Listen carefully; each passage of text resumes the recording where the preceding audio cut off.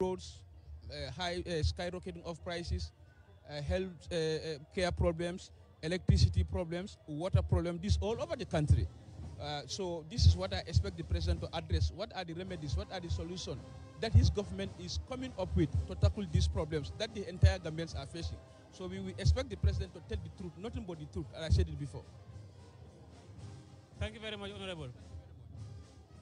Thank you. We also have another National Assembly member who will be talking to us on this special occasion. And as you've heard, the concerns that he would want the president to address on this special occasion, State of the Nation address. Here we have the National Assembly member for Lower Nyomi, Honorable 𝒕𝒉𝒊𝒔. Honorable, in this special occasion of State of the Nation address, the president will be addressing the National Assembly members, and you are one of them. What would you expect, based on the concerns of the public, the president to talk about? Oh, thank you very much, and good morning, viewers. Mr. Choi, you are right. We are here at the National Assembly building today, here in Banjul. And then we are expecting the president to come here very soon. He will arrive very soon, and then he will be addressing the nation. And then what we are expecting, inshallah, he will be talking about the economy, the security, and then and partly agriculture, even. Definitely. In general, he will be talking development, inshallah. In what specifically about agriculture security are you talking about? Security is, is large. Agriculture also the same thing. What are the concerns in terms of those areas? Yeah, you are right. Let's start with the security. That is the security of the nation. Peace and stability of the country is one of its concerns. And then when we talk about agriculture also, at this time it's rainy season, and then farmers are suffering. And we are expecting him to talk about how to help farmers in order to make sure that their agricultural products are buy, and then definitely how to help them in general, definitely. Thank you very much, Honorable. Yeah. Thank you very much, Aliu. We've heard from two National Assembly members who have shared their concerns about their expectations of what the President's speech should contain. And I thank you so much. I will leave back to the studio there. Thank you very much, Modlamin Choi. We are talking to Honorable National Assembly members 𝒕𝒉𝒊𝒔 and Yaya Sanyang. They are, sharing what they expect to hear from the President as he prepares to address the National Assembly in his 2022 State of the Nation address. Sidi and Sumana, let's now move to, earlier we talked about the Ministry of Trade. As we understand, there is no minister solely responsible for... You don't need security. Ansman have not come on. Ansman, you want to say something about security? Yes, because, very soon the President, and we need to cover most of these areas, so we just have to summarize. I think I pretty much share, views with Sidi. I mean, security sector reform, all of us will agree. I think even the President's, staunch supporters would admit to this to some extent at least, that it is one of those sectors that really did not live up to expectation under his administration. I'm referring to the reforms that were set, that his administration set out to make within that sector. Truth is, the process since it was launched, we really haven't had, seen any changes really in that sector, in all honesty. And I think it's something they need to seriously look at, especially, going into his current mandate. That is one sector that seriously needs to be looked at. Thank you very much, Ansuma. So, Nyasi viewers, you reminded that you're still watching QTV, the Gambia's first private TV station, and we're broadcasting from our studios here on Kairaba Avenue. Another crew is also at the National Assembly in Banjul as we bring you live coverage of the 2022 State of the Nation address by the President of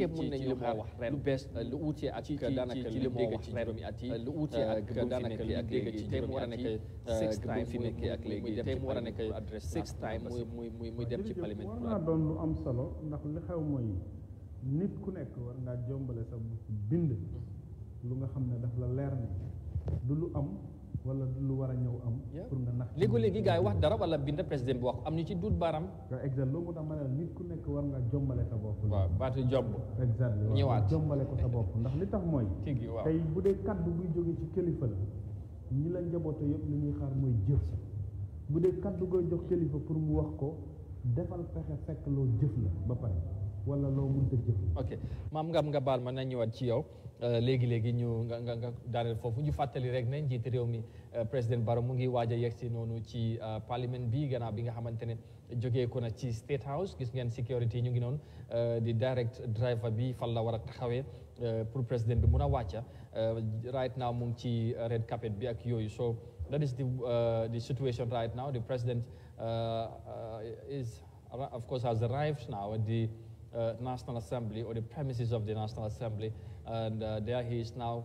He's going to alight from the vehicle. You can see the speaker already standing by, and the clerk of the National Assembly are going to welcome the president and escort him. So, interesting moments there. So the president is getting down from his vehicle, and then, we welcomed by the speaker of the National Assembly, Honorable 𝒂𝒄𝒄𝒏𝒆𝒍. There they shake hands. The clerk also is standing by. They here also shake hands of the president. They welcome him.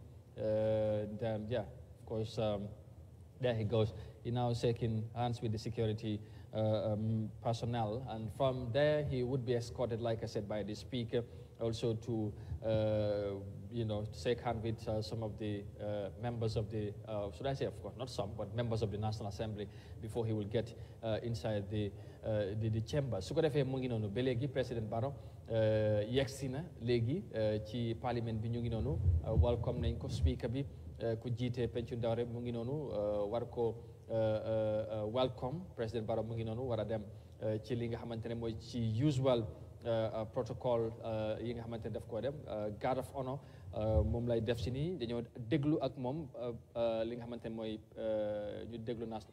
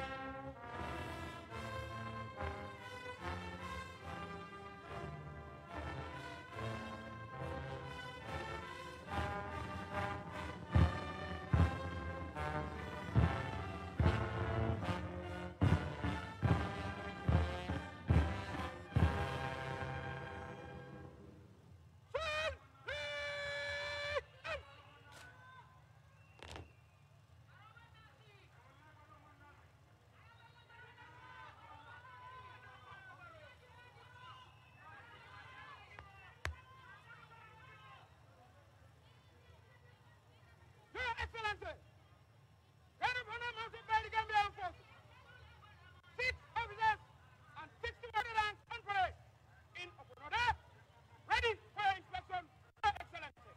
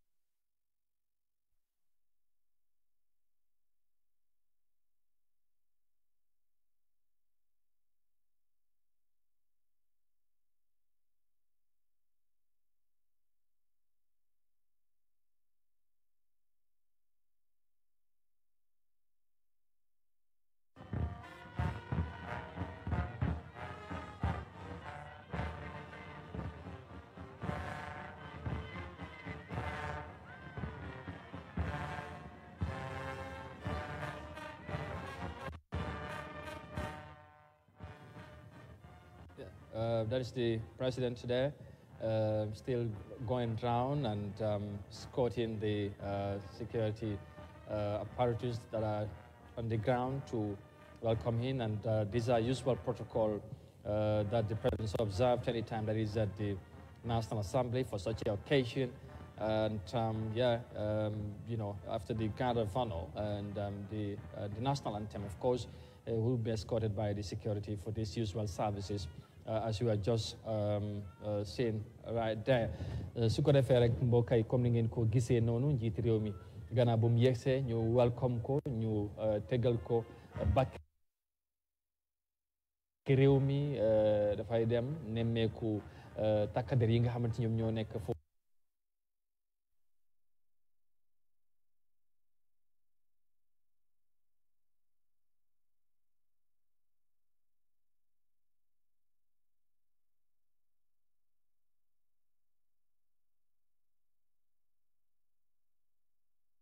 foofu ci nañi nga xamante ne def jàkkaarloo ci waxtaan bu gàtt bana saguñ kenn waaye suñ team bi ñëw ci grand bi nañu update bu dee am na kenn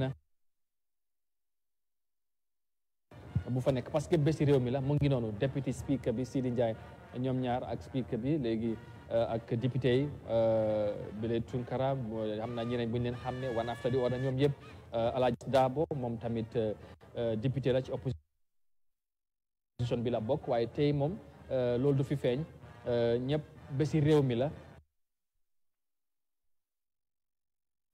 Abdoulaye Cissé of course mu nekk lu am solo fu mu nekk ni ñoom yëpp dañoo ñëw nuyuwante ak moom mu nekk mu wone la mandarga boobu suma foog naa ne suma ok du ma foog ne suma député bi Omar Diop waaye du moom xam naa ne mu ngi dina ñëw si kanam ba nekk na lu am solo waaw nekk ñu ngi saafanta ak moom si bari sax xëy na ñu ngi door a saafanta depuis ñu ñëw si assemblée bi exactly li tam lu rafet la baax na trop parce que ñoom ñooy seexal liggéey bi ñooy saytu luwaay yi ñooy saytu tam lañ am na président bi dina indi na ko mbiri budget ak yu noonu kooku Souaibou Touré la ñi ñoo nekk ñu fa nekkoon moom miin na lii waaw miin na ko waaw dina saafante ñu bari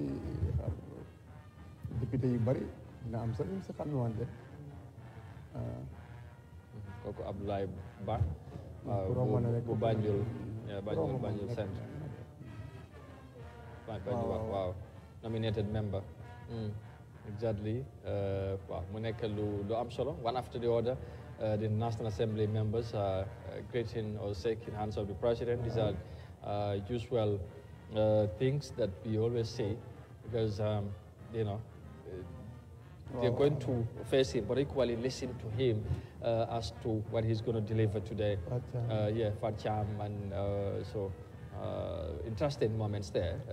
Maam lii mu nekk lu am solo comme ni ma ko waxee rek aada la bu nga xam ne lu jara saxal la ci réew li ko waral mooy tey saafu wante bii président bi di def ak ndawi pencum ndawal réew mi rek dina dalal xelu ñi leen fal ñi toogal ñi fa ñoom ñëpp ñu bokk jubluwaayu gis-gisu ne réew mi rek mooy leen yitteel réew mi rek mooy leen yitteel ci lan ci doxalinu loi tey nga ñëw dooleel loi bu nga xam ne doomi réew mi duñ ci gis seen bopp daanaka loolu yaa ngi salfaañee sa taxawaayu réew tey nga ñëw dàkkal loi bu nga xam ne sa réew mën na cee gis boppam yow dafa mel ni da nga wane ñàkk bëgg sa réew loolu yëpp nag tey li koy firndeel mooy ñoom ak président bi ñoo em dayoo ci biir réew mi niñ leen falee lañ falee njiitu réew mi mandat bi président bi am pour gouverner réew mi ci wàllu li nga xam ne mooy doxalinu loi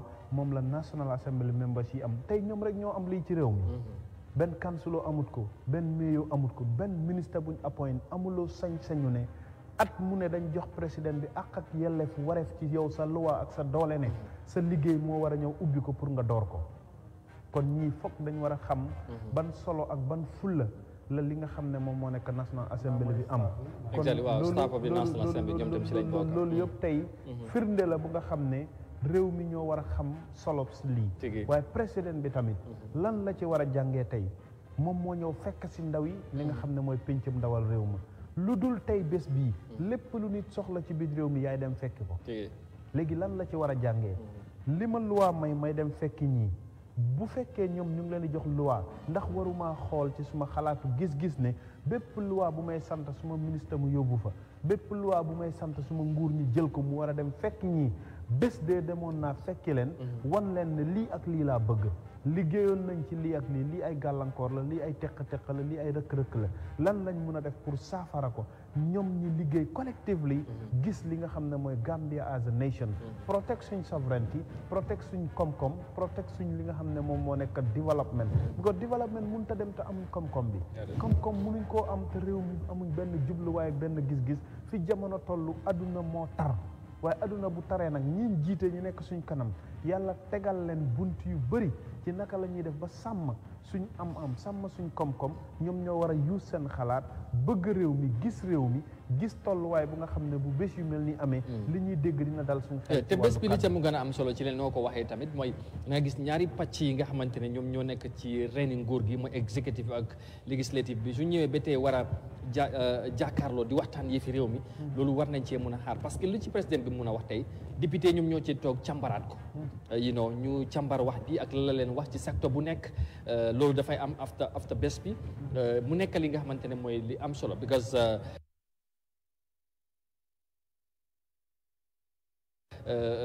comme noo ko waxee tey président bi moom mooy maakaanam ñëw fekk si leen tey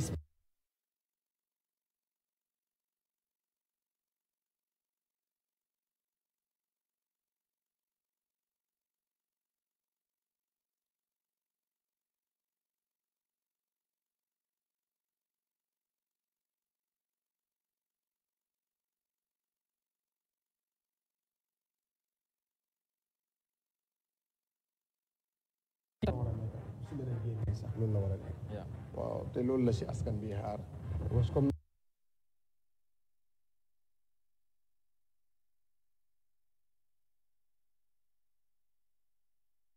noo ko waxee am nga fi pe lu baax si réew mi net li sa bokk rek lu baax si Gambia bi in fact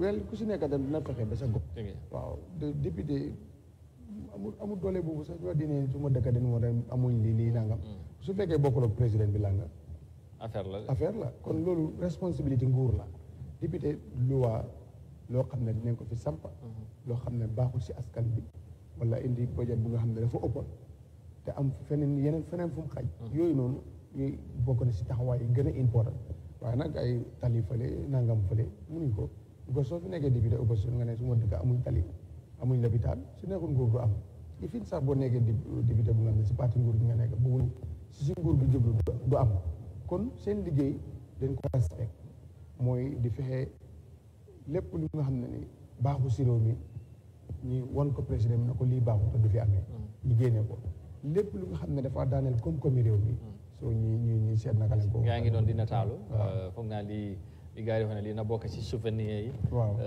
souvenir yi nga xamante dafay am solo am na ñu fi nekkoon ci pass législative ñoom ñoo doon enjoy li ñeneen tey ñu ngi seet parce que bokkuñ ci lii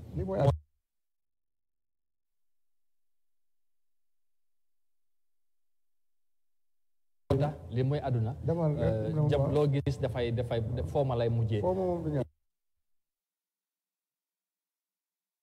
so loolu dafay am solo tamit boo nekkee dundutuloo ko benn dundutuloo so ñaar yooyu yëpp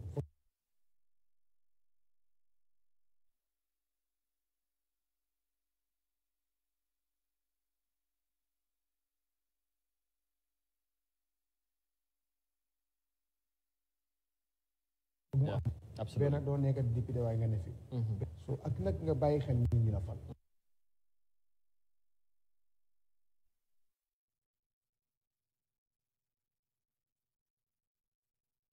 te xam ne tey ñooñu nii ñu si gën ñu jar a gëstu leen te nga ku fàtte ñooñu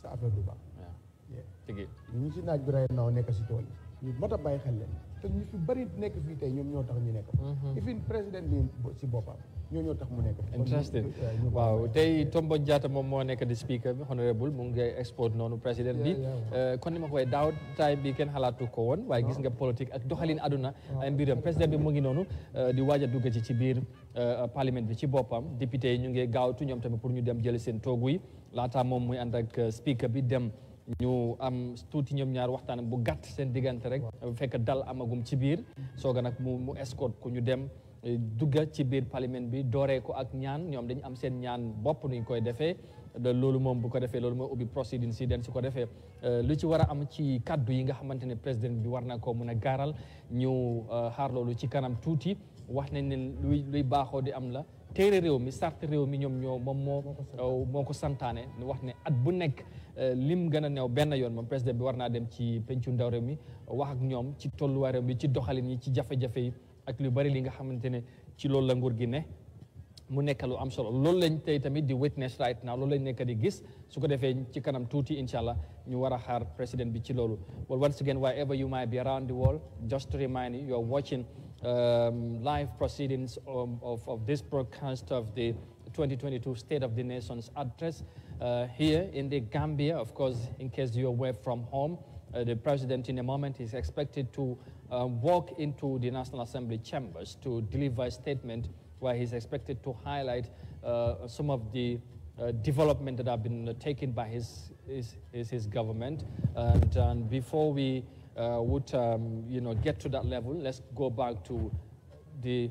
Okay, we'll get to that. I wanted to bring on our team on the ground name, but apparently we will get to him in a moment, hopefully. But I was saying, the president would anytime soon get into the chambers and then deliver a statement where we expect him to highlight some of the very relevant, of course, issues and development the government have to made on the.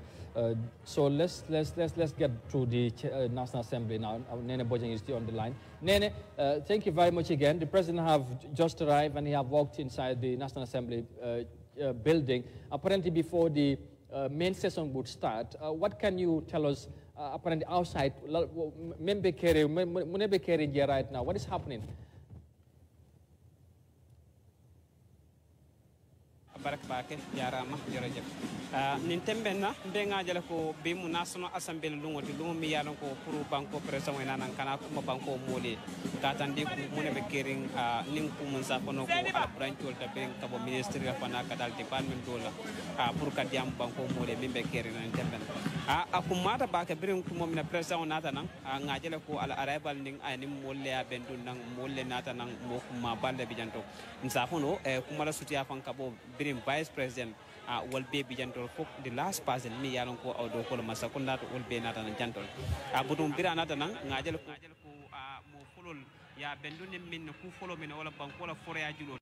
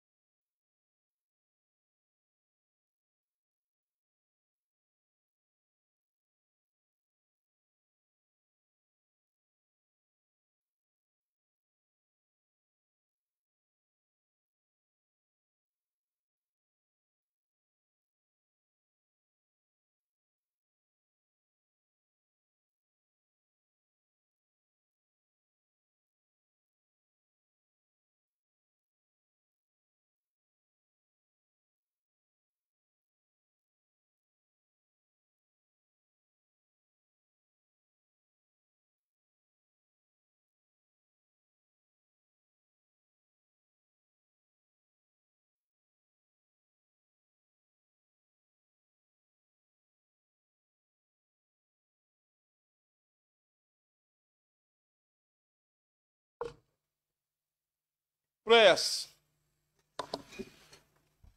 And, standing Almighty God, President is now who in thy wisdom and goodness has appointed the offices of rulers and parliament any moment from now, for the welfare of society and the just government of men. We beseech thee to behold with thy abundant favor us thy servants, whom thou hast been pleased to call to the performance of important trusts in this land.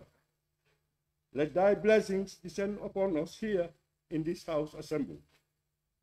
Grant us that we may treat and consider all matters that shall come under our deliberations in so just and faithful a manner to promote thy honor and glory, to advance the peace, prosperity, and welfare of this country and of those whose interests thou hast committed to our care. Amen.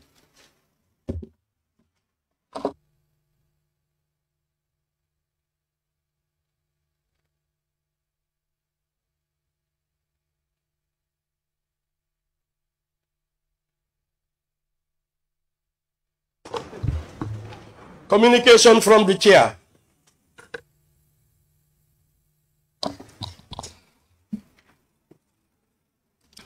Your Excellency, the President of the Republic of the Gambia, His Excellency Mr. Adama Barrow, Your Excellency the Vice President of the Republic, Your Excellencies, former Vice Presidents, my Lord the Chief Justice and Judges of the Gambia, former Honorable Speakers of the National Assembly, Honorable Deputy Speaker of the National Assembly, Honorable Ministers and former Ministers here and present, Honorable Members of the National Assembly and former National Assembly members, members of the Diplomatic and Consular Corps, service chiefs, presidential advisors, leaders of political parties, Lord Mayors and regional governors, permanent secretaries, directors, and senior government officials,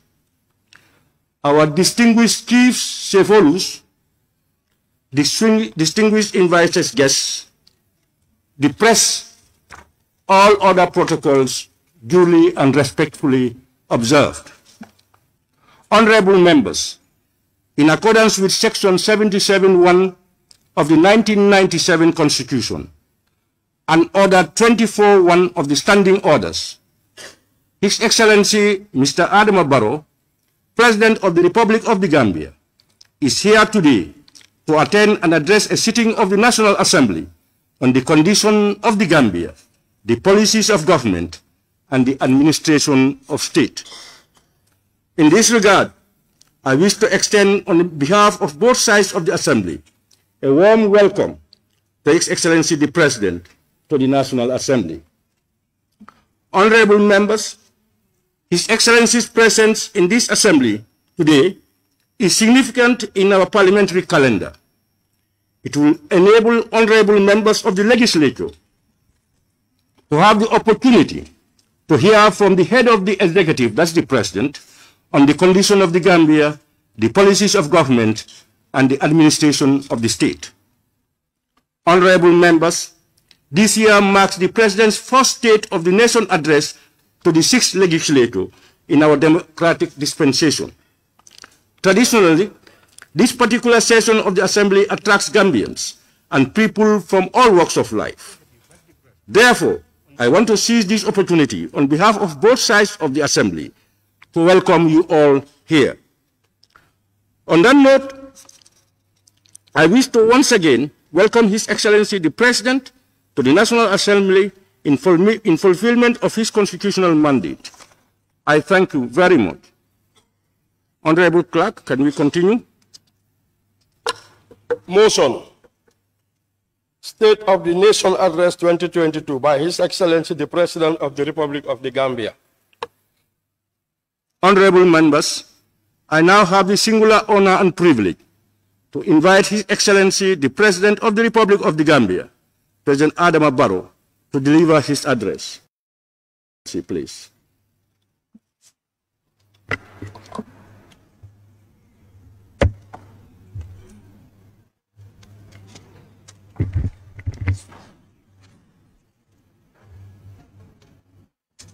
Thank you very much, Honorable Speaker.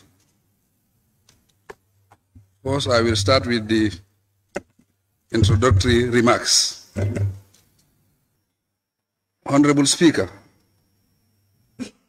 honorable members of the National Assembly, distinguished ladies and gentlemen, I thank Allah, the Almighty, for His grace and glory, and for making this legislative session possible.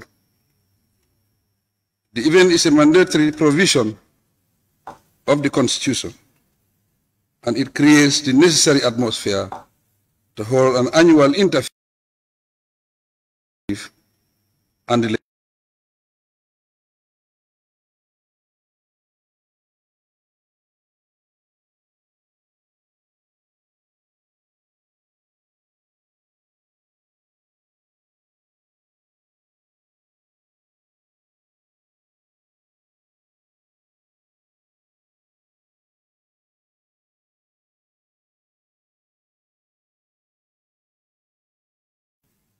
for the nation. Mr. Speaker, very complex and challenging circumstances inform my address this morning. It portrays the experience of a transformed nation, a nation of peace-loving people who stood up to dictatorship in a peaceful manner, embraced democracy, and embarked upon reconciliation and national development. These achievements came about through the political context that gave rise to the 2016 coalition and the sense of national unity and commitment which brought about the alliances leading to the last presidential and legislative elections.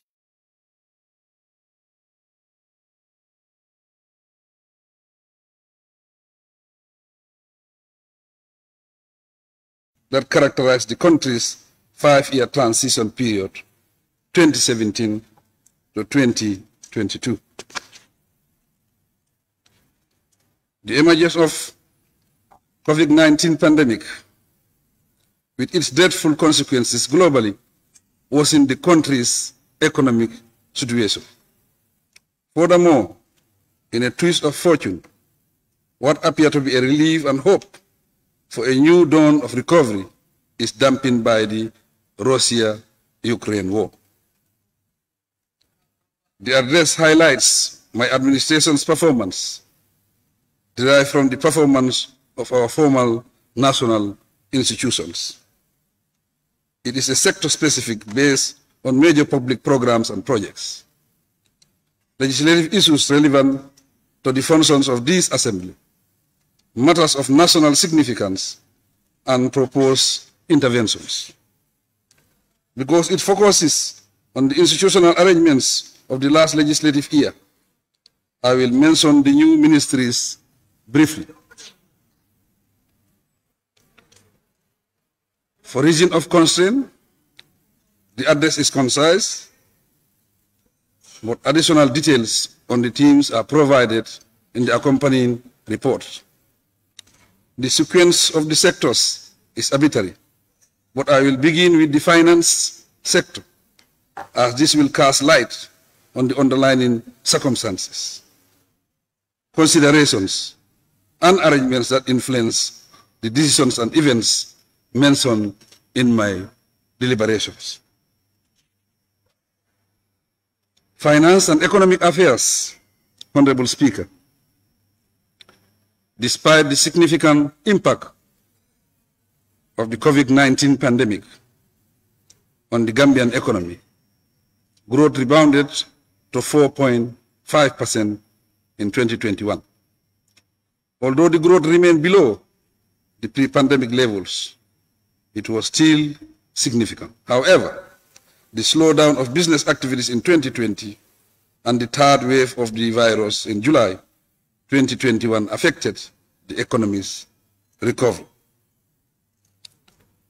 In 2022, the economy could have been well into recovery, with expectations of improved economic performance increased grant inflows, and private remittances. Unfortunately, it took a different trend as economies across the globe grapple with the impact of the ongoing Russia-Ukraine war. Consequently, in June, the government projected a more modest growth of 3.6% for 2022. Revenue collection for the first 2 months of 2022 declined by 14% against the same period in 2021. Prompted by this development, the government resolved to formulate robust policies that would set up buffers against shocks and enhance domestic revenue mobilization. Notwithstanding the challenges, the fourth review of the extended credit facility with the IMF was successfully completed in December 2021.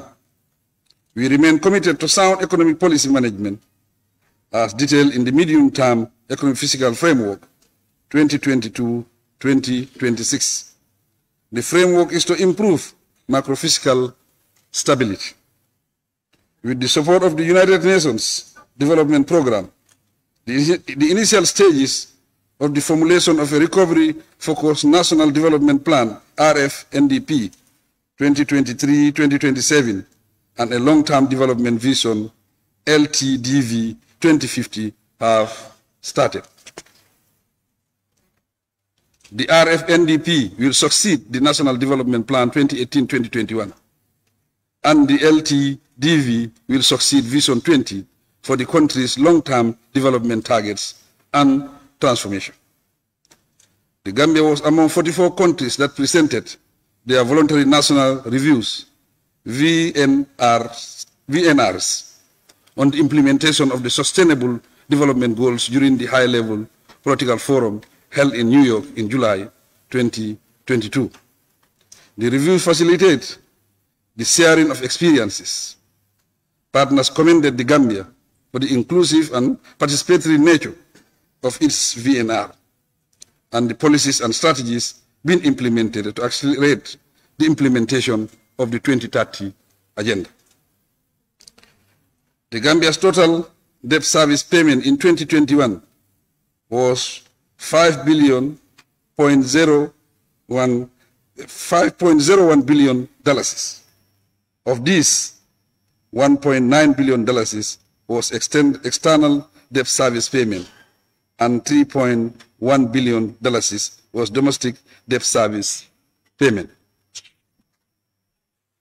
The debt service payment increased by 11.1%, from $4.5 billion in 2020 to $5 billion in 2021. There was no debt service suspension initiative received compared to the preceding year.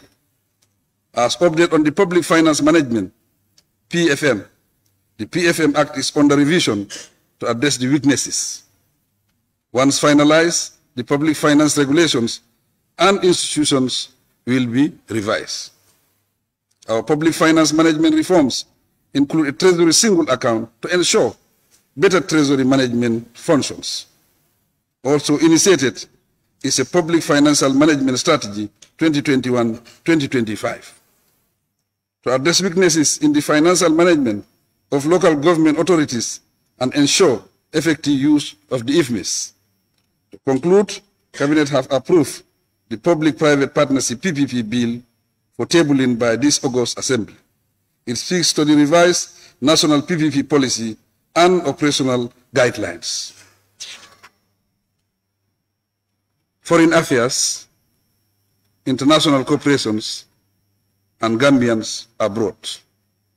Honorable Speaker, during the last 5 years, the country's diplomacy registered many successes, resulting in visits to the Gambia by various foreign dignitaries and scaling up of bilateral relations with different countries around the world. Our partnerships at the multilateral level have generated support for many projects in diverse areas of development. Furthermore, the Foreign Service contributed significantly to mobilizing support to complement the country's COVID response when it mattered. The international community recognizes our commitment to dialogue and peace. No wonder the United Nations Secretary General's yearly report of the Peace-Building Commission singled out the Gambia as a model for preventive diplomacy. Our commitment to building and sustaining peace continues to attract material and financial assistance from the Secretary General's Peace-Building Fund and other international partners. We maintain fruitful strategic relations with ECOWAS member states and actively engage and support mediation processes under the auspices of the African Union and ECOWAS. Within ECOWAS, the Gambia now holds the position of President of the ECOWAS Commission with effect from June 2022. For the first time in our history, the Gambia has a seat on the United Nations Human Rights Council for a 3-year term effective from January 2022. At the level of the African Union, the Gambia also received overwhelming votes to sit on the Peace and Security Council. Mr. Speaker, as of January 2022, remittances stood at $777 million, representing about 40% of GDP. The plight and role of Gambians in the diaspora in national development therefore remain high on my government's agenda. We will continue to engage with them meaningfully and remain active in global discussions to address migration concerns. Finally, the Ministry of Foreign Affairs is reformulating its strategic plan, scheme of service, and posting policy. Also underway is the drafting of a foreign service bill and regulation to uphold excellence and efficiency within the sector. Agriculture, Honorable Speaker. Last year, the agriculture sector registered increases above national average in the production levels of crops, such as paddy, maize, millet, groundnut, and sesame. The production of key commodities like vegetables, fruits, milk, and eggs also increased. As a result, per capita availability of these food items has increased, even though both population and demand increased. Due to increased support from FAO and WFP, commercial poultry farming increased by about 40% in 2021. At present, the Ministry of Agriculture is implementing 8 major projects with a total portfolio of about $294.13 million mobilized through partner support. These projects are jointly funded by government and partners, such as the Food and Agriculture Organization, the World Food Programme, the African Development Bank, and the Islamic Development Bank. The projects are outlined in the report. To boost the incomes of farming households, the government has in the past 5 years invested heavily to modernize and transform agriculture sector. As a result, through donor-funded projects, the sector was able to reach 300 communities, thus opening 6,000 hectares for rice cultivation, 400 hectares for vegetable production, and more than 100 poultry schemes to boost the availability of poultry meat and locally produced eggs. These investments and their results have laid a solid foundation for the sector's investment plan. Government plans to create a fund that will carry about 70% guarantee to the financial institutions for credit financing of agricultural investments by either individuals or SMEs. Hopefully, this will induce the needed capital to transform and modernize agriculture in the country. Environment, Honorable Speaker. Regardless of the country's low contribution to global emission, it has taken a lead role in climate action through our revised nationally determined contribution to the Paris Agreement, where we committed ourselves with international support to reducing emission by 49.7% by 2030. The international community recognizes the Gambia as the only country on track to achieving the Paris Agreement temperature goal of 1.5 degrees centigrade by 2050. Notwithstanding this, the Gambia is vulnerable to the negative impact of climate change, as shown by the frequency of windstorms and floods. To mitigate this, the government developed relevant policy documents and implemented adaptation and resilience building projects amounting to $36 million in the past 5 years. Closely related to climate change are issues around the misuse of chemicals and hazardous materials. In this respect, the National Environment Agency has formulated a bill on pesticide and chemical management for submission to the National Assembly after finalization. For proper management and use of the coastal and marine resources in the country, the government will enforce the Integrated Coastal Zone Management Bill after its enactment. To conclude, I commend the sector for their efforts to rehabilitate the degraded mangrove and forest cover in the country. We applaud them also for the increase in the non-timber products, such as honey, handicrafts, fruits, and nuts.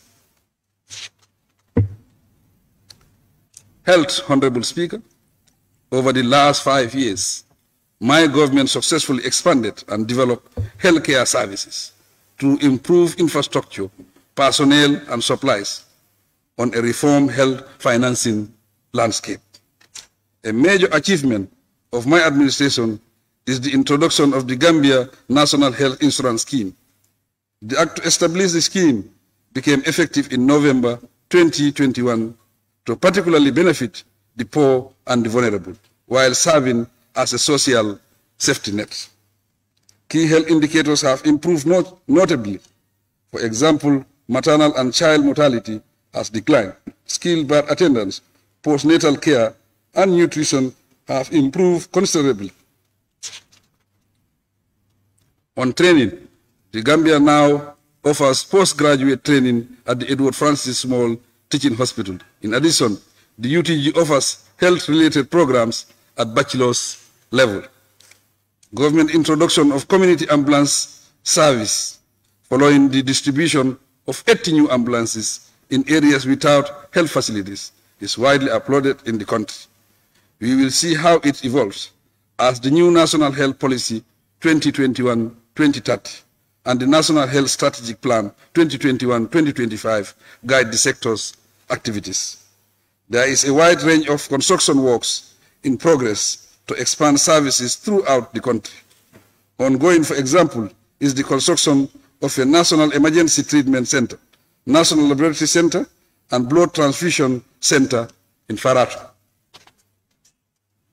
Development of the Civil Registration and Vital Statistics Bill 2022 is ongoing for submission to the National Assembly when finalized.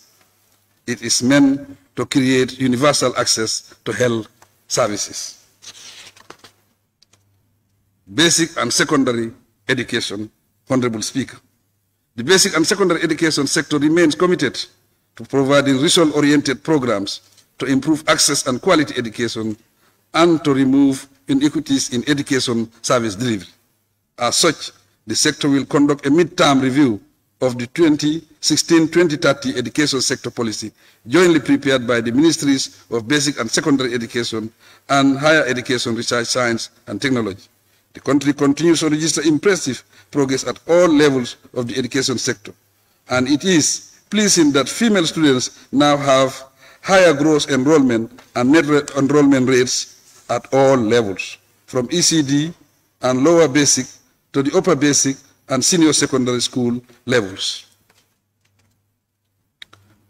To meet the increasing demand for education, the number of schools increased correspondingly by 102 between 2020 to 2021. We partner support government build 2,597 new classrooms and 3,116 toilet cubicles during the last 5 years. Additional 498 classrooms and 456 toilet cubicles are under construction, and 1,076 rooms for teacher accommodation are already in use around the country. There are plans to increase the number to ease accommodation challenges for teachers. Honorable National Assembly members, through the collaboration with the Gambia College and the University of the Gambia, 1,162 more teachers were trained in 2021. During the same period, qualified teachers for the upper basic and senior secondary school levels increased by 480 and 338 respectively. Although enrollment at the secondary and upper levels remained low in 2021, the sector registered substantial improvements on the pass rate for the 2021 Gambia Basic Education Certificate Examination and the West African Senior School Certificate Examination. Similarly, girls' performance at the West African Senior School Certificate Examination was improved slightly. The grade 12 WAS results showed that 2,882 female candidates had 5 credits or more in 2020, an increase from the 2019 figures of 2,797 female students. Overall performance continues to improve. Finally, to expand opportunities and education access for out-of-school children, enrollment for the Second Chance Education Program has increased, and it now leads from the GABC to WAS. It strongly indicates that this policy decision has a positive impact on our young people, who would otherwise be left without fewer options to better their lives. We appreciate and will continue to strengthen the partnerships established with our partners, UNICEF, the World Food Programme, the World Bank, Islamic Development Bank, Badia, OFIT, MRC Holland Foundation, the Kuwaiti Fund, and most recently with EU stand out among them. We thank them immensely. Higher education, research, science, and technology. Honorable Speaker, the education, research, science, and technology sector is going through a transformation phase that would lead to the much desired institutional and infrastructural development in the country. In the area of infrastructure, government has completed about 70% of the civil works of the University of the Gambia UTG Faraba Banta Campus project, after inheriting it with less than 1% implementation status. The upgrading of the Wascal campus made it possible to begin doctoral programs on climate change and adaptive land use in country. Annually, 10 Gambians go to other postgraduate Wascal centers in the sub-region. Alongside program delivery within the sector, the RIPGAM Renewable Energy Project is working to solarize 23 villages and train over 200 Gambian youths in renewable energy management. Honorable Speaker, the GTTI is now the University of Applied Science, Engineering and Technology, and it operates through mentorship programs. About 100 undergraduate students have enrolled as the first and second batches on the electronic, mechanical, and civil engineering degree programs. The Gambia will train more students at PhD level to complement the academic and administrative staff of the new university. Meanwhile, the foundation stone was laid recently to relocate the institution. At present, about 486 Gambians have awards and are pursuing higher education courses in the country and abroad. Many of them are in the sciences. In the interim, the UTG PhD programs are expanding gradually. The Ministry of Higher Education is equally upgrading the Management Development Institute, MDI, into a degree awarding institution. At present, over 21 students have enrolled on the institution's degree program supported by 𝒂𝒏 of Senegal. These degree programs will help us to realize the civil service reform objectives and strengthen the workforce.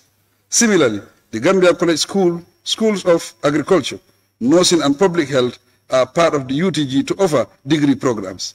The Gambia College Annex in Basse complement these efforts by training teachers within URR. Because of the need for skills development programs, the Julangel and Mansakonko skill centers will intensify training efforts in this area. Both are fully operational in URR and LRR. To boost this, the revitalized Ndemban and Kanela skill centers in West Coast region will begin operations soon. With the support of the Korea International Cooperation Agency and UNESCO, the Gambia TVET Policy 2021-2030 is now in operations. Significantly as well, the ministry has validated the country's first ever national research policy to promote research in the country. Incidentally, the Gambia is known for its quality research works, especially in the medical and biological sciences. The policy will strengthen this success. Petroleum and energy, Honorable Speaker. Like other sectors, the COVID pandemic affected petroleum exploration, which the Russia-Ukraine war has worsened. Despite this, FAR and Petronas successfully completed the drilling of Bambo 1 in December 2021. This is an offshore exploration well. We keenly await the results on this endeavor. On energy, a welcome development is the respective commissioning of the ONVG substations in Birkama and Soma last year. Since the inauguration of the Soma substation in October 2021, NAWEC has been receiving power from Senegal through the 225 kV ONVG line. In March 2022, NAWEC signed a 50 megawatt power purchase agreement with Senelec and began receiving 30 megawatt of this capacity in April.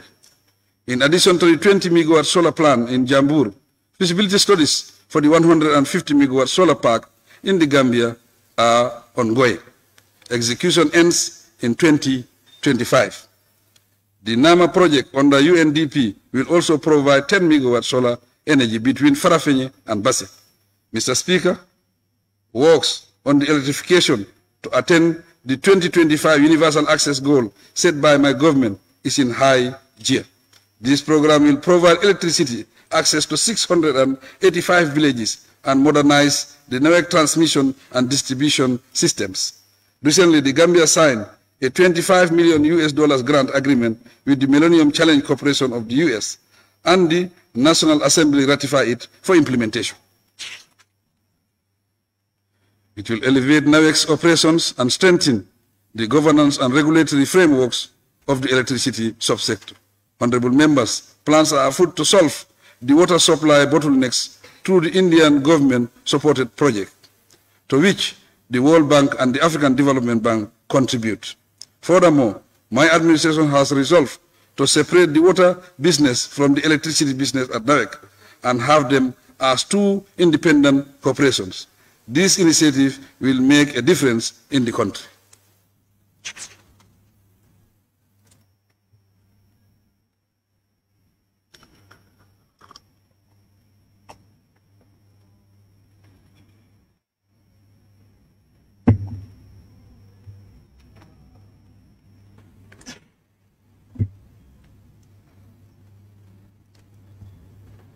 Tourism, Honorable Speaker.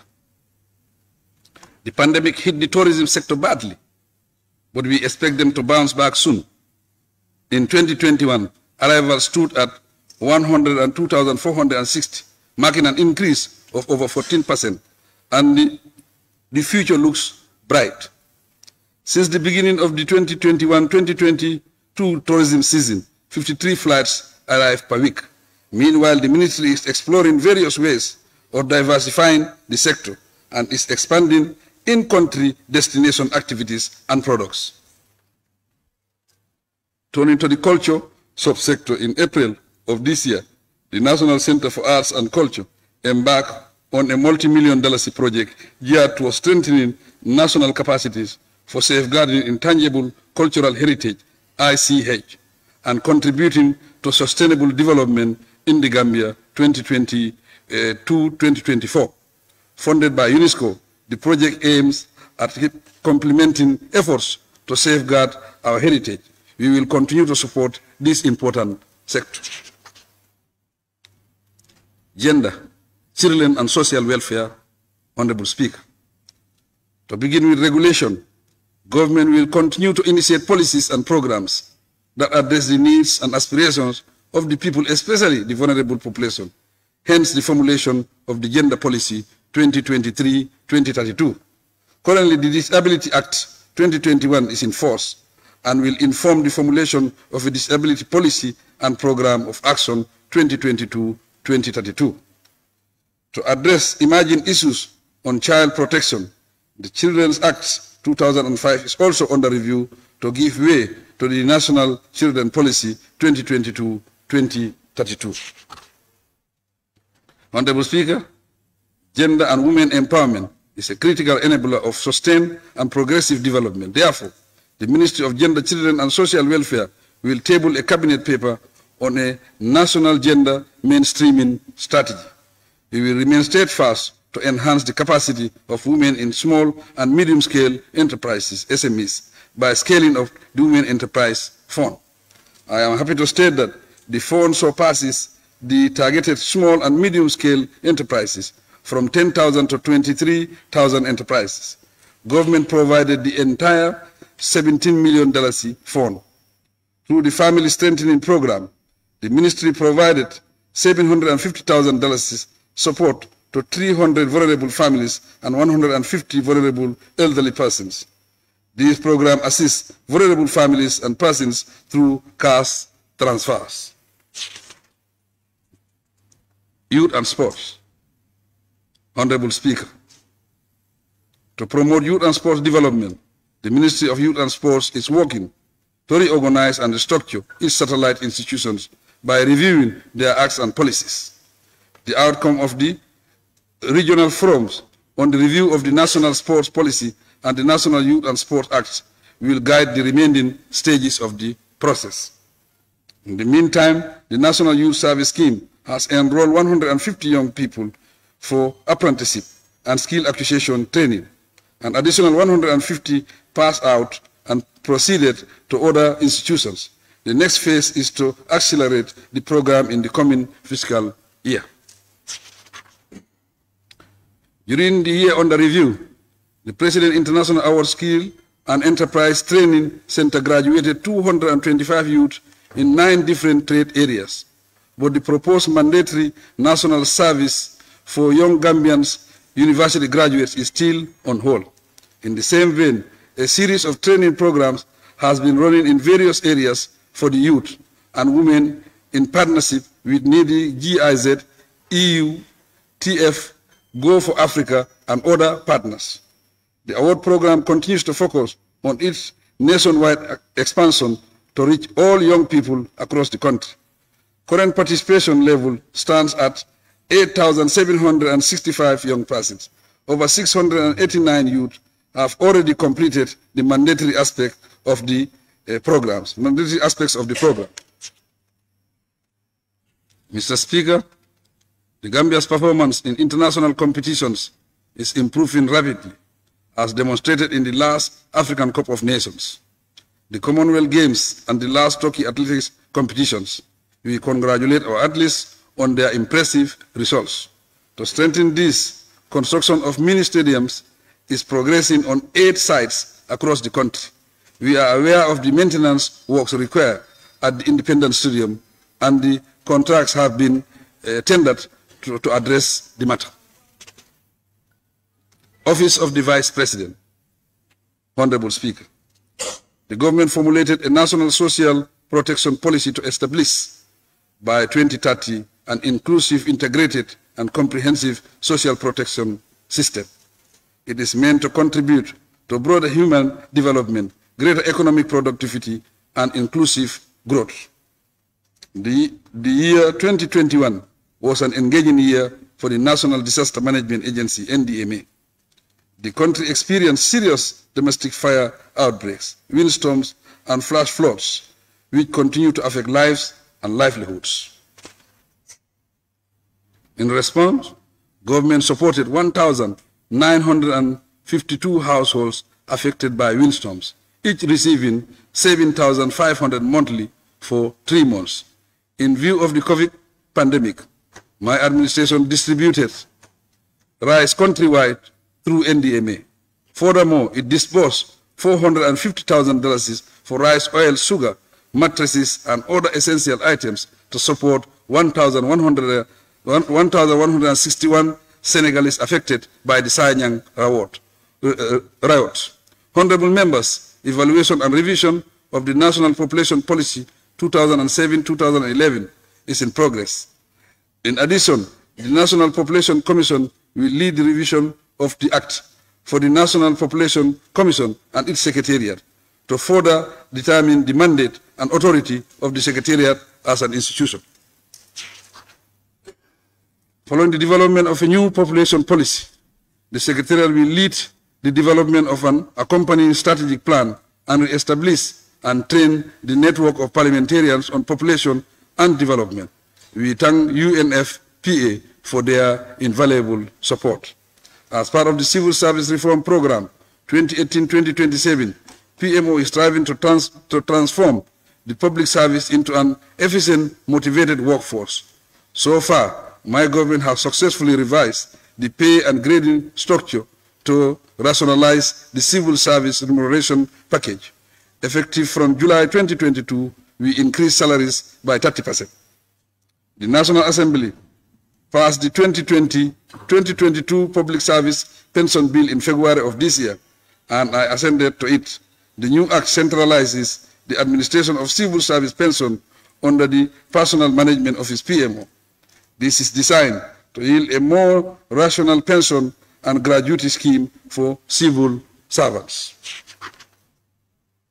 To improve performance, PMO with support from the Commonwealth Secretariat is working on a performance management system to hold all ministries, departments and agencies, MDAs, accountable annually. The MDAs will have to sign a performance contract with the Office of the President for assessment. The top 10 ministries will receive recognition and incentives on an annual basis. In May of this year, the new Ministry of Public Service, Administrative Reforms, Policy Coordination and Delivery took over responsibilities for the entire civil service, including the supervision of PMO to achieve my administration's public service reform agenda and vision. Information communication infrastructure. Honorable Speaker, there is a strong desire to digitally transform the economy, improve the national ICT infrastructure, and strengthen our ICT policies and regulatory frameworks. Key among the steps taken to realize these targets are the formulation of the ICT 4D Master Plan in 2020 and the ongoing review of the IC Act 2009. Added to this, the government through 𝒂𝒐𝒊𝒏 is implementing the project preparatory stage in advance of the 5-year World Bank funded $45 million Western Africa Regional Digital Integration Project. The project will support the rollout of numerous digital development interventions, which include the establishment of a second submarine cable to provide adequate backup for the ACE submarine cable. It also has components on strengthening cybersecurity. The formulation of an e-commerce policy and strategy is another key activity of the project, as government accelerates efforts to support the growth of this important industry. This intervention will lead to the next phase of the digital addressing initiative in the West Coast region. The initiative will facilitate assigning digital addresses to about 80,000 properties by December 2022. To fully utilize the economic potential of our national broadband infrastructure, the administration went into a partnership with the EU through the Belgian Development Agency for the implementation of the Gambia Digitalization Project. The objective is to strengthen the sector policy and regulatory frameworks, develop an integrated infrastructure master plan for effective mobilization of private sector investments, and formulate an e-commerce policy. In a bid to spur technology, enable research and innovation, government is championing the establishment of innovation and tech hubs in all regions of the country. The purpose is to increase employment and employability opportunities for the youth and women, especially those in rural Gambia. As regards cybersecurity and cybercrime, the sector will table the data protection and the privacy and cybercrime bills for this august body to consider. The quest to transform the sector led to the creation of the two separate ministries of information and of communication and digital economy. Transport, works and infrastructure. Honorable Speaker. In 2021, the transport, works and infrastructure sector registered impressive achievements despite challenges posed by the COVID pandemic and slow economic growth. In the road subsector, my administration successfully completed the $82 million China Aid Roads and Bridges project in the URR. Likewise, relying on local resources and funding, the major rural secondary paved roads program on the north and south banks is progressing satisfactorily. In the capital city of Banjul, the government rolled out the Banjul City Rehabilitation Project to reconstruct the city's dilapidated roads, sewage and drains using local funds. Relentless efforts will continue to modernize Banjul.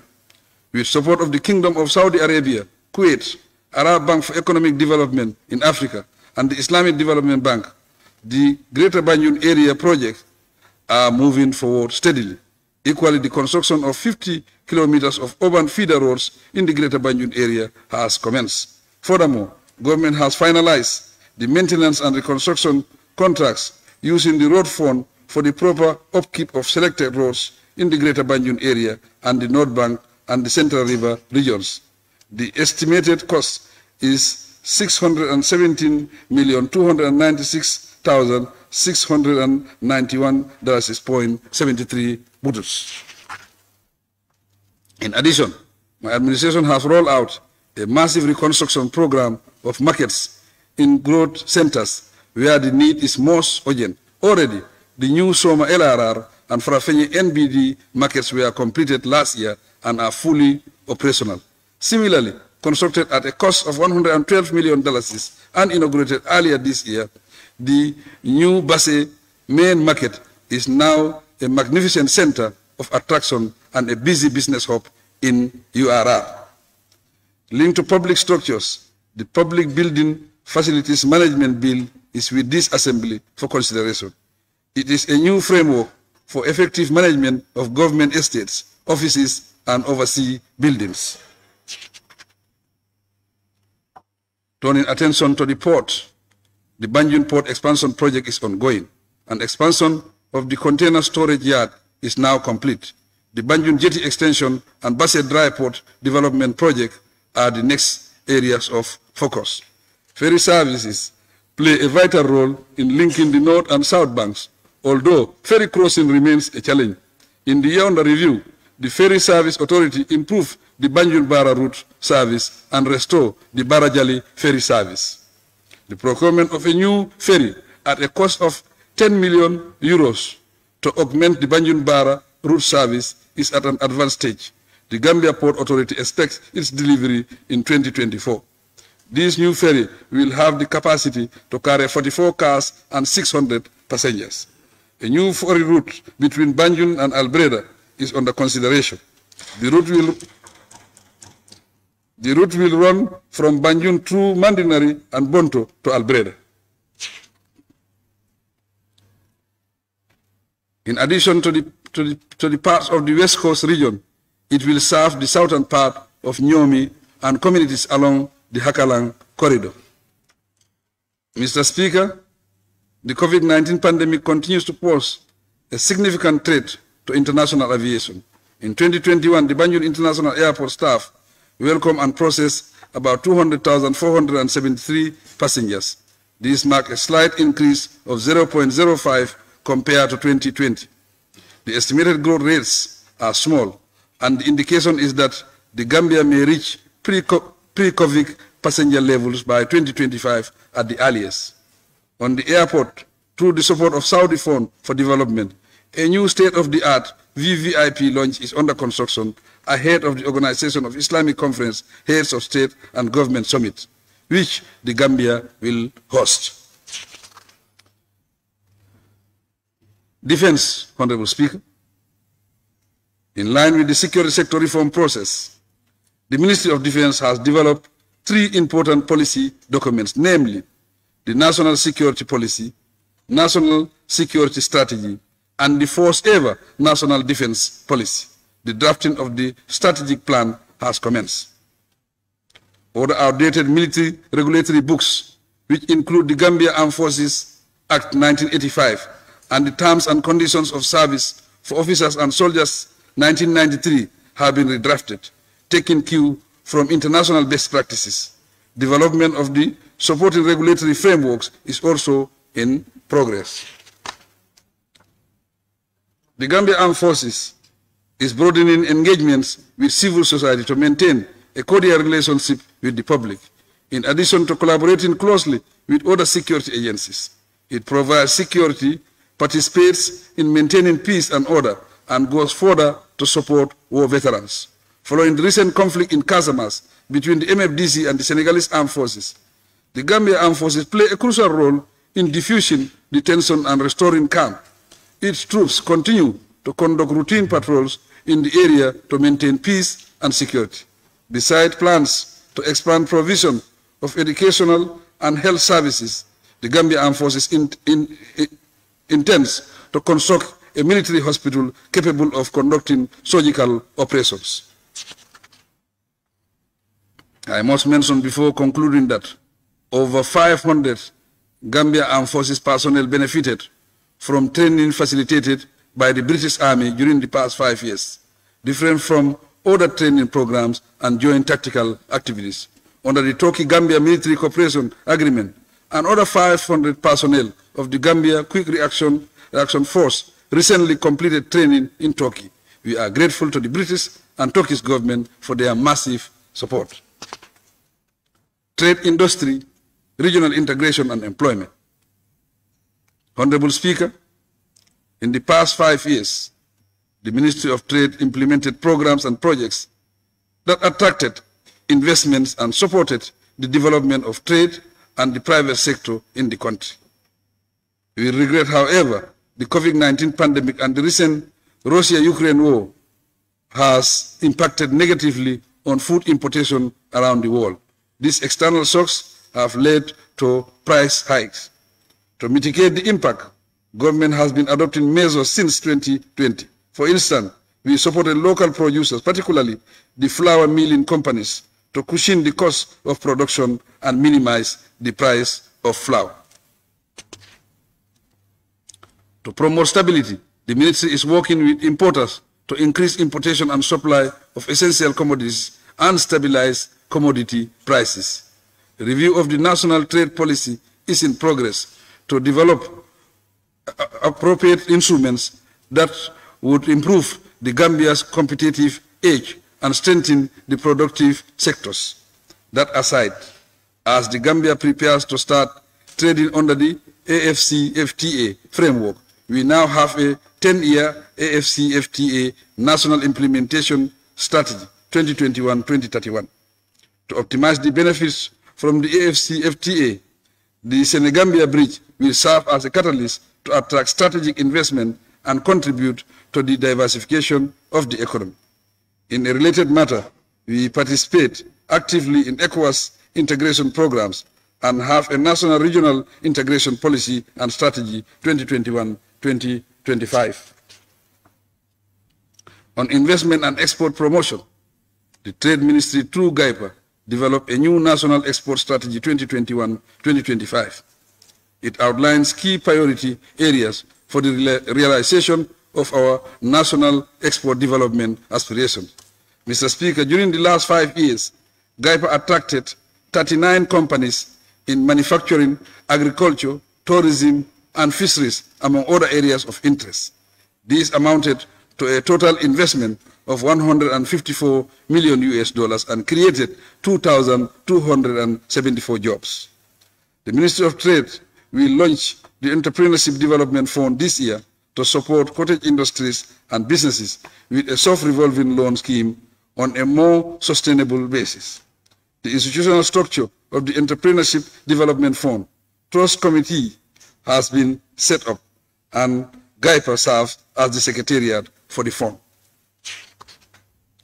My government has reduced the business incorporation fee from $10,000 to $4,000 to assess the market conditions for the establishment of a credit reporting system to improve on the business environment. On employment creation, the sector launched the Gambia Labor Force Survey in 2021 to provide up-to-date statistics on the labor market. As a result, a new National Employment Policy and Action Plan 2022-2026 are available to pursue government's commitment to addressing unemployment issues. During the reporting period, the 𝒂𝒄𝒄𝒏 program and the Youth Empowerment Project supported over 4,500 Gambians with skills training and provided finance and startup support to more than 1,500 young entrepreneurs. The YEP mini loan scheme, implemented in partnership with the Social Development Fund, provided $11 million of private capital to young entrepreneurs. On the YEP, young entrepreneurs had close to $25 million disbursed to them as small business grants. To strengthen labor administration, the ministry reviewed and updated the Labor Act 2007 and established an employment service center to link job seekers and employers. There is an accompanying 5-year strategic plan to effectively operationalize the employment service center. The legal sector, Honorable Speaker, as the Constitution remains a top priority, my government is determined to oversee the crafting of a new constitution for the Gambia. Therefore, the Ministry of Justice will resume work towards tabling a draft constitution before this August Assembly. As part of its mandate, the Ministry will continue leading the review and harmonization of existing legislation with particular focus on laws that suppress freedoms and rights. For now, bills on criminal justice reform and mutual legal assistance are before this Assembly. I hope they will be dealt with eventually. Among other bills tabled before the National Assembly is the Anti-Corruption Bill 2020, which seeks to establish an anti-corruption commission after enactment to uproot corruption. Cabinet recently approved the Intellectual Property Bill 2021 to streamline the administration of intellectual property rights in the Gambia and have a centralized intellectual system. Following the submission of the TRRC report last year, Cabinet approved the relevant government white paper in May 2022 for implementation. Mr. Speaker, with 3 years of existence, the NHRC proved to be fully compliant with the Paris Principles. As a result, the Global Alliance of National Human Rights Institutions granted it A status. To the credit of government and the Commission, the African Commission on Human and People's Rights also granted it affiliated status. Thus, it can share submission with them on human rights issues within the country. We will support its attainment of first-class accreditation status. The Ministry is committed to the construction of the African Commission on Human and People's Rights headquarters as part of government's contribution towards hosting the Secretariat. Its purpose is to transform the Gambia into the capital of human rights promotion. On the international front, the Gambia will pursue to the end the case of justice for the Rohingya before the International Court of Justice. It is encouraging that the Netherlands and Canada have joined us to end the genocide of the Rohingya. Mr. Speaker, the role of the courts in providing access to quality justice delivery constitutes the pillars of a stable democracy, peace, and development. As a result, my administration is committed to supporting the judiciary's growth and development, recruitment of judicial experts, particularly qualified Gambians, and maintenance of its independence and impartiality. To achieve this noble goal, the executive will collaborate with the Chief Justice and the Judicial Commission. We honor them and celebrate their achievements with them. The subsector is aware of the need to expand the implementation of post-transitional justice mechanism, redress victims of rights violation, and scale up advocacy on healing and reconciliation. We will remain supportive of the judiciary as it addresses these issues and evolves to maintain public trust and respect. Fisheries, water resources, and National Assembly matters. Honorable Speaker, the fisheries sector contributes about 12% to GDP and provides direct employment to over 30,000 people.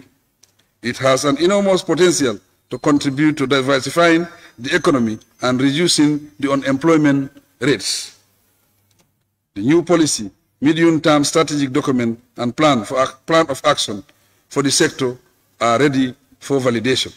Once finalized, the Ministry of Fisheries will work towards amending the Fisheries Act and regulations.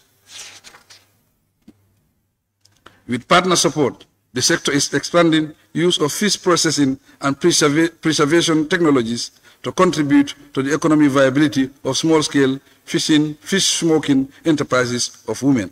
They constitute up to 80% of post-harvest fisheries operators in the sector. In the major operations to combat illegal, unregulated, and unreported fishing, the Gambia Navy, police force, and volunteer fishermen recently seized and destroyed over 500 illegal fishing traps and tried 5 culprits before competent district tribunals. It flags the need for sustained vigilance. Mr. Speaker, my government will table 2 agreements before this Honorable Assembly for ratification. There are agreements between the government of the Gambia and the government of Senegal on fisheries and aquaculture, and the government of Ghana on fisheries. The sector will also introduce to this honorable body a bill to provide an up-to-date comprehensive water act for the Gambia and a bill to establish a new National Water Resources Management Authority. Correspondingly, the National Meteorological and Hydrological Services provider and partners are collaborating with the World Meteorological Organization to implement the national framework for climate services and intensify action to address climate risks and related issues. I encourage the private sector and other actors to team up with the government to fully harness the opportunities created and reduce the hazards associated with the climate system. Lands, local government, and religious affairs. Honorable Speaker. As population growth poses challenges to land usage, land resources are under tremendous strain globally. Accordingly, my administration recognizes that prudent management of these precious resources is essential for poverty reduction and national food security. The Ministry of Lands, Regional Government and Religious Affairs must execute these functions effectively and impartially. On programs and projects, the sector is currently implementing 20 workshop projects with a total fund disbursement capacity of $21,231,460. The sub-projects take the form of water supply systems, grading and culvert construction. The second phase accommodates 12 additional wards in URR North and South. Moving on, the Directorate of Governance and Decentralization is set to roll out the Integrated Financial Management Information System, IFMIS, to all the local government councils to improve sound fiscal management. The COVID outbreak delayed the process initially. The project cost estimate is $7,810,200, which the government and UNDP will provide. Honorable members, the sector is reviewing the Local Government Act 2002, the Finance and Audit Act 2004, and the Local Government Service Scheme. The objective is to make them responsive to government's evolving local governance and decentralization policy. In recognition of the role of the village heads, Alkalolu, in their communities, my administration now pays every Alkalo a monthly responsibility allowance of $3,000 with effect from January 2022. Finally, the NGO bill is ready for enactment as the NGO Act 2021.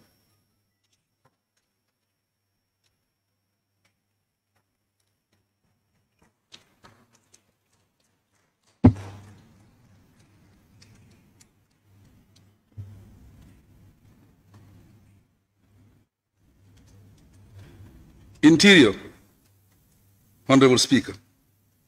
The Gambia Police Force continues to protect life and property and preserve law and order for peace and stability. To this end, the Gambia Police Force, with the support of local and international partners, has refocused its strategic plan and core values to align them with the national security policy, national security strategy, and the national security sector reform strategy. Related to this, the Gambia Police Force has developed 14 operational instruments, standard operating procedures and guidelines, and a national community policing strategy. To briefly comment on its operations, the Gambia Police Force currently has 25 community policing programs and 175 active community policing structures, supported by community policing volunteers. Together with other security services, I commend them for their effective participation in the last 2 national elections. They promoted impartiality and democratic policing values. To avert attrition and enhance adequate security for the upcoming OIC summit from 2021 to date, the Gambia Police Force recruited 1,200 personnel and conducted 63 training programs for 1,812 police officers in critical areas of policing. On the other hand, the Gambia Immigration Department collaborated with the Geneva Center for Security Sector Governance to amend the current 1965 Immigration Act and align it with international standards. As referenced in their Strategic Plan 2019-2024, this amendment will lead to the enhancement of the Immigration Service Act 2023. The Gambia Immigration Department contributes to the national revenue in several ways.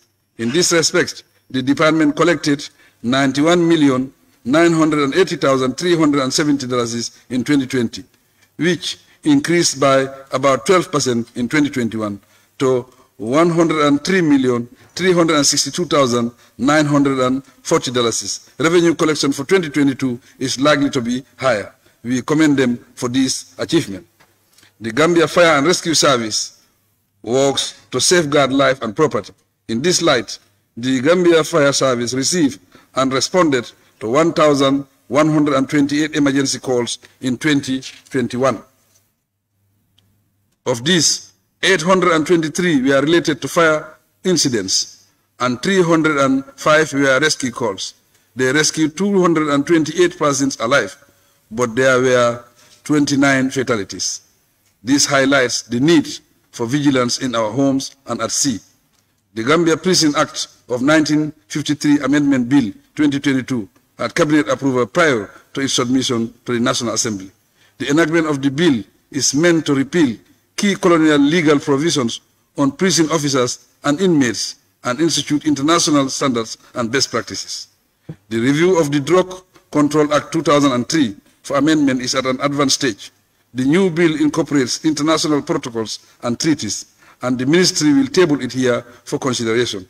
In the interim, it is necessary to impress upon the anti-drug agency the need for vigilance to free the nation from drug abuse and trafficking. Department for Strategy, Policy and Delivery, Honorable Speaker. The Department for Strategy, Policy and Delivery, DSPD, under the Office of the President, provide policy support to the sectors and convenes National Economic Council meetings and organizes retreats for permanent secretaries. It also supports the Cabinet Office. The department coordinates the program for Accelerated Community Development Park, which is a special initiative of the Office of the President. Through this project, government facilitated access to proper infrastructure, safe drinking water, roads, energy, and labor-saving equipment in rural communities. Also, the DSPD collaborates with UNDP, the MDAs, and the regional offices away from Banjul and KMC to implement the project. So far, it has provided water assistance for 31 communities in the 5 regions. On electricity supply, 10 communities are now connected to the main grid, with an additional 7 communities targeted on the North Bank.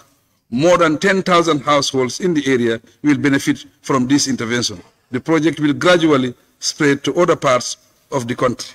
I am pleased to observe that the food security component of the project provided 19 tractors with accessories and 9 post-harvest processing equipment, 38 communities in the country. This is to support rural farmers, especially women. To ensure sustainability of the project assets and boost revenue generation, this initiative will include capacity building on asset management and revenue generation. Private sector participation is being mobilized to stimulate private sector investment in rural infrastructure, particularly renewable energy assets. My administration, through the Department of Strategy, Policy and Delivery, continue to coordinate the United Nations Peace Building Fund activities in the Gambia to boost peace building efforts in the country. We acknowledge with gratitude the UNPBF's contributes to the implementation of the National Development Plan.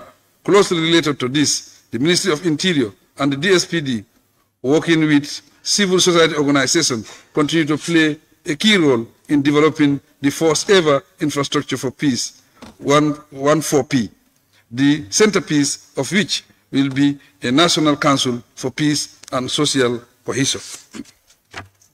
Still on coordination, the Ministry of Finance and Economic Affairs and the DSPD currently coordinate the development of the UN cooperation framework under the guidance of the UN country team. A joint government UN program coordination group is working to ensure that all assistance for the country occurs with our national priorities.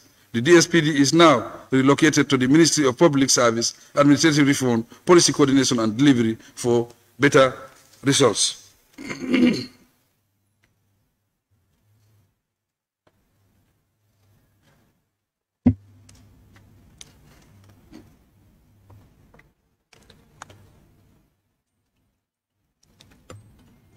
Concluding remarks, Honorable Speaker.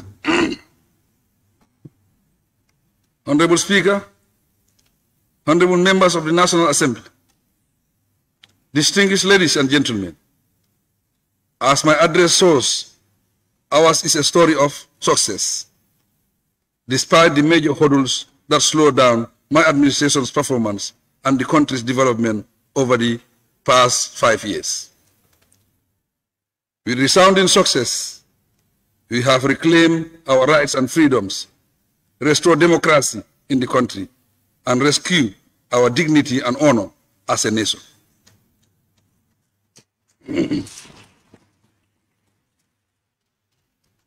We have gone through the transition phase in peace, registering phenomenal successes in various aspects of development, embracing infrastructure development, energy, education, health, agriculture, and transitional justice, amid other achievements. On the world stage, we have imposed our country's visibility, and our partnerships and relations with the world are growing fruitfully. The commissions and other structures we initiated were relevant, necessary, and functionally useful. Looking ahead, following the remarkable 2021 and 2022 elections, we now have a new cabinet of national character, a new legislature of diverse composition, and a revitalized, strengthened, and respectable Gambian judiciary. Our reform institutions and evolving civil service provide sufficient grounds for optimism as we begin the march to 2026. Today, the government respects and listens to the voice of the people. Hence, the multiple energized political parties that continue to make their presence felt. We must note, however, that the Gambia has a hopeful, inspired, but needy population. Therefore, the responsibility lies on all of us to fulfill their aspirations. The first cabinet retreat held in June of this year confirms my government resolve to do this and deliver on our promises, because it was not all rosy during the last 5 years. We know that there are loose ends to tie, gaps to fill, and missing links to fix. The retreat focused on selected themes to address the long-standing challenges facing the country as well as emerging ones. I must observe, however, that we will tackle the thematic areas within the administration's broader and holistic approach to national development. Thus, infrastructure, health, agriculture, digital technology, the economy, and other areas of development will continue to receive due attention. The minority group women, the youth, and people with disability will attract special focus in the process. Mr. Speaker, honorable members of the National Assembly, my government offers the nation a new socio-political order not tied to social preferences, partisan politics, or any form of extremism. This is a national order purely for patriotic service and development. I plead that we embrace it as a construct that calls for uprightness, sincerity, and diligence. The notion is that the honorable members of this assembly have three functions to perform. That is representation, legislation, and oversight. Your responsibilities certainly go beyond these three. The mantle of leadership cast upon you by virtue of your membership of the national legislature, by membership of the legislature, and the fortune of being a family head or belonging to a family and community. Trust social functions and responsibility upon you to foster peace and cohesion in your communities, consequences, and the nation at large. You have the responsibility to educate your consequences, the opportunity to initiate development projects and programs, and the option to engage government. We are open to dialogue, and I ask that we work together.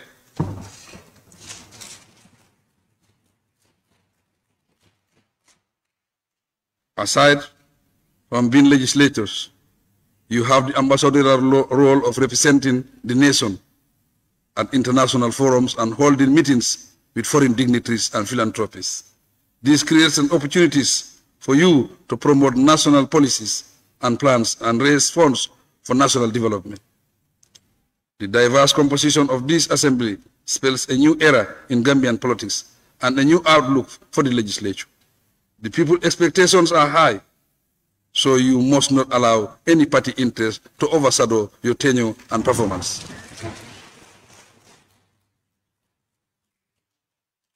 In whatever you do, let the interest of the nation come first. To deliver, it is impressive that you walk along bipartisan lines to fulfill the people's aspirations and safeguard the honor of those who choose you to represent them. As I always emphasize, the opportunities are much greater today, and there is no justification for any citizen to anticipate gloom for the country. May Allah grant us a successful legislative session, full of grace, development, and a lot of opportunities and advancement for the citizens and residents of the Gambia within an environment of sustained peace, stability, and security.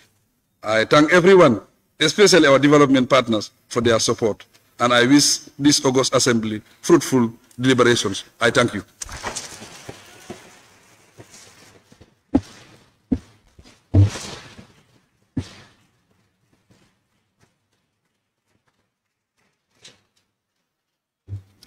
Thank you, Your Excellency.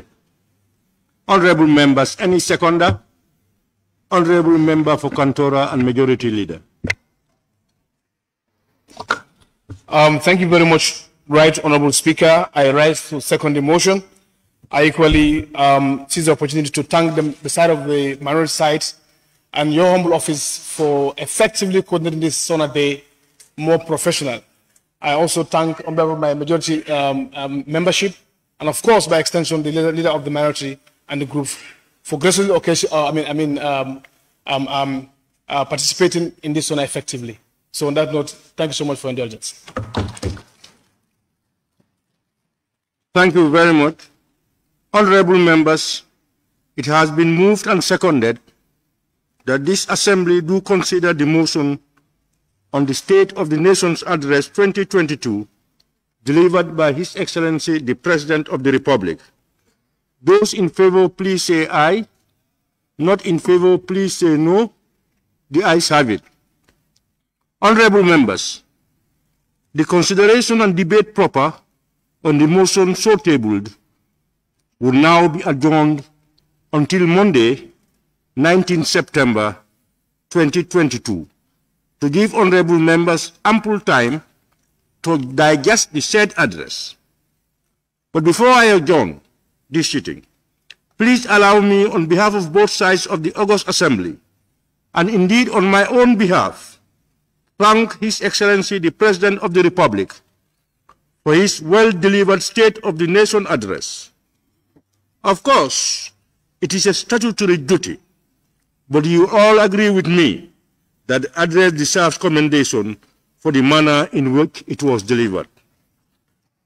The address has outlined the condition of the Gambia, the policies of the government, and the administration of the state. This assembly will therefore in the next few days reflect and debate on the policy statement so well delivered here in this August Assembly. The statement will also give us an opportunity to reflect on the achievements and challenges we faced as a nation and the urgent need for national unity, peace and stability to propel the development needs and aspirations of our dear motherland. As the people's representatives, we are charged to do our best to ensure that policies and programs outlined in His Excellency's address are thoroughly scrutinized and debated with due diligence.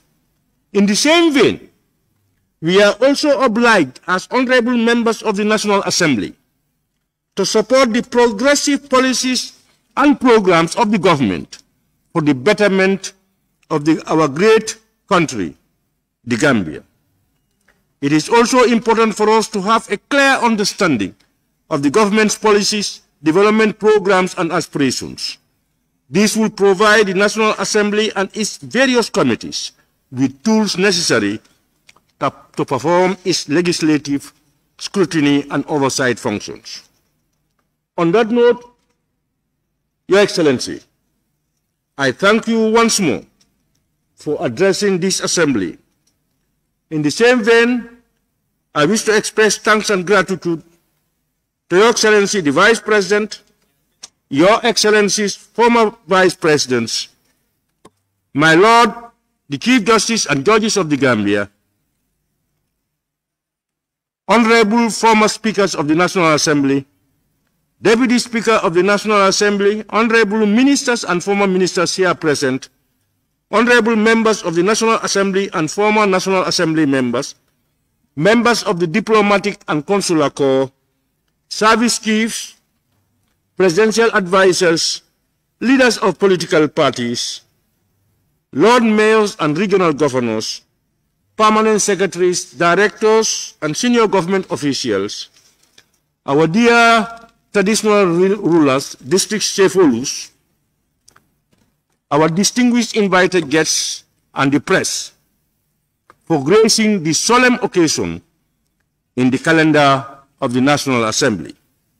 By extension, on behalf of both sides of the August Assembly, I also wish to register our gratitude to all Gambians for the support and collaboration in our collective drive towards nation building. To my honorable colleagues of the National Assembly, I want to reiterate that nation building is an enormous task, and as a key stakeholder in this process, I pray that our deeds and actions be guided by justice and conscience towards the common good of all. May I also thank Honorable Deputy Speaker, majority and minority leaders of the National Assembly, honorable members, the Office of the Clerk, the Task Force, and all those who in their various ways contributed immensely towards making this day a success. I pray that Allah subhanahu wa ta'ala bless and guide us all. Before I put the question, honorable members, may I kindly remind all guests to remain seated to allow His Excellency the President to take leave of the chambers, to be followed by the Vice Presidents and others. Point of order. On that note, point of order, Honorable Speaker. Can you hear it? Point of order. Thank you, Honorable Speaker. Honorable Speaker, I would like to thank the President for fulfilling his constitutional mandate Under point 24, clause 2, I want to use your humble office. In addition, the Assembly may request the President to attend the sitting of the National Assembly for the discussion of a matter of national importance. I want you to use your office to request to the President to attend our debate, if it is possible with him. As we are trying to promote democracy, first time in our history, for parliamentarians to debate, the President will be present. We will love that, if you can make that request. Thank you. Thank you, Honorable Member. It's unfortunate that was not a point of order. It's point of order. Point of orders are usually raised on issues or procedures. Member, Honorable a point of order is stated if one is doing something contrary to the standing orders or the Constitution. You are making a suggestion or you are making a comment. That's no, I'm not making a comment. I'm making a point of order. Your point, Honorable Member, your point of order is ruled out. Speaker, Honorable Speaker. Member, please sit down. Honorable Member, your point of order is ruled out. Please allow me to continue. Honorable members, before I put Honorable Speaker, Honorable Member, please sit down. Honorable Speaker, can you hear from me, please? No, Honorable Member, please sit down. No, please, can you hear from me? Honorable Member, sit down. No, don't tell me sit down. Tell me kindly sit down. Honorable Member, sit down. Kindly sit down. Sit down. I don't want to repeat it, Honorable Member. No, please sit down. You shouldn't be authoritative. Tell me kindly sit down. Honorable Member, we are not in a classroom. We are not in a classroom. We are in a parliament. You are talking to a parliament is guided by a private school chat. Honorable Member, responsible parliamentarians are guided by rules. Please sit down. Honorable members, as I said, Honorable Speaker, the point of order is ruled out. Before I put the point of honorable members once again, I want to remind all guests to remain seated to allow His Excellency the President to take leave of the chambers to be followed by the Vice President. Honorable Speaker, I want to move a motion, please. On that note, honorable members, I will now put the question. Be it resolved, Honorable Speaker, that this August Assembly do stand adjourned until Monday, 19 September 2020. Speaker, I want to move a motion, please. Those in favor, please say aye. One in favor, please say no. No. No.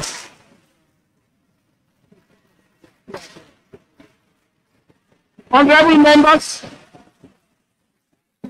members, the President's speech, you'll find it in your pigeonholes. You can collect them before you go. The Assembly now stands adjourned until Monday, 19 September 2022 at 10 a.m. prompt.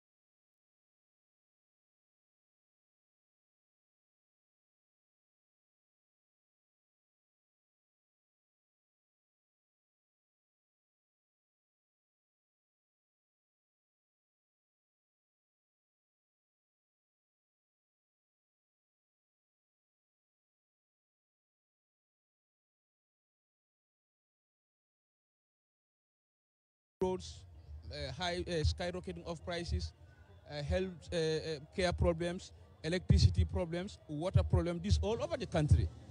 So this is what I expect the president to address. What are the remedies? What are the solutions that his government is coming up with to tackle these problems that the entire governments are facing? So we expect the president to tell the truth, nothing but the truth, as I said it before. Thank you very much, Honorable. Thank you. We also have another National Assembly member who will be talking to us on this special occasion. And as you've heard, the concerns that he would want the president to address on this special occasion, State of the Nation address. Here we have the National Assembly member for Lower Nyomi, Honorable 𝒕𝒉𝒊𝒏. Honorable, in this special occasion of State of the Nation address, the president will be addressing the National Assembly members, and you are one of them. What would you expect, based on the concerns of the public, the president to talk about? Oh, thank you very much, and good morning, viewers. Mr. Choi, you are right. We are here at the National Assembly building today, here in Banjul. And then we are expecting the president to come here very soon. He will arrive very soon, and then he will be addressing the nation. And then what we are expecting, inshallah, he will be talking about the economy, the security, and then and partly agriculture, even, definitely. In general, he will be talking development, inshallah. In what specifically about agriculture, security, are you talking about? Security is, is large. Agriculture also the same thing. What are the concerns in terms of those areas? Yeah, you are right. Let's start with the security. That is the security of the nation. Peace and stability of the country is one of its concerns. And then when we talk about agriculture also, at this time it's rainy season, and then farmers are suffering. And we are expecting him to talk about how to help farmers in order to make sure that their agricultural products are buy, and then definitely how to help them in general, definitely. Thank you very much, Honorable. Yeah. Thank you very much, Aliu. We've heard from two National Assembly members who have shared their concerns about their expectations of what the president's speech should contain. And I thank you so much. I will leave back to the studio there. Thank you very much, 𝒂𝒄𝒄𝒏. We are talking to Honorable National Assembly members 𝒕𝒉𝒊𝒏 and 𝒂𝒂 Sanyang. We are, sharing what they expect to hear from the president as he prepares to address the National Assembly in his 2022 State of the Nation address. Sidi and Sumana, let's now move to, earlier we talked about the Ministry of Trade. As we understand, there is no minister solely responsible for... You don't have security. Asman have not come on. Asman, you want to say something about security? Yes, because, very soon the president, and we need to cover most of these areas, so we just have to summarize. I think I pretty much share, views with CD. Security sector reform, all of us will agree. I think even the president's, staunch supporters would admit to this to some extent, at least, that it is one of those sectors that really did not live up to expectation under his administration. I'm referring to the reforms that were set, that his administration set out to make within that sector. Truth is, the process since it was launched, we really haven't had, seen any changes really in that sector, in all honesty. And I think it's something they need to seriously look at, especially, going into his current mandate. That is one sector that seriously needs to be looked at. Thank you very much, Ansuma. So, Nyasi viewers, you reminded that you're still watching QTV, the Gambia's first private TV station, and we're broadcasting from our studios here on Kairaba Avenue. Another crew is also at the National Assembly in Banjul as we bring you live coverage of the 2022 State of the Nation address by the President of the